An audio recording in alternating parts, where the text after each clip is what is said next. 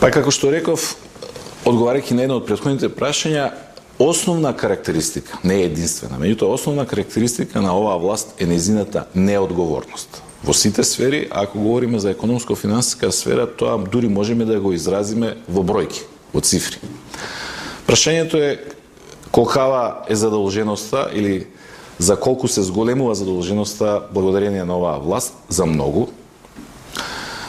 Значи, само минатата година ќе потсетам дека македонската влада издаде евроврзница во вредност од 175 милиони евра со огромни 10% камата.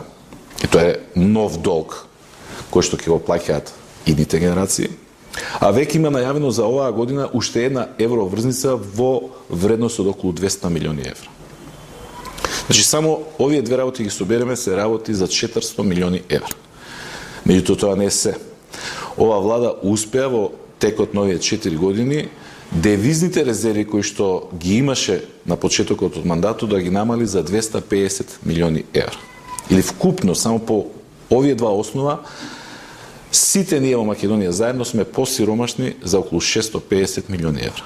И тоа не е се. Внатрешниот долг на оваа власт кон стопанството и кон граѓаните доживува исто така рекордно ниво.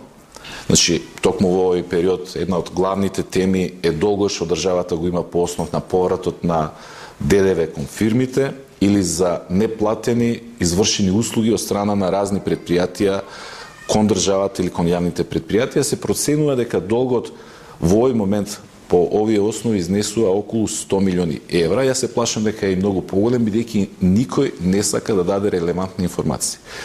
Не затоа што не ги знаат, туку затоа што не сакаат да ги соопштат, бидејќи не им одат во прилог.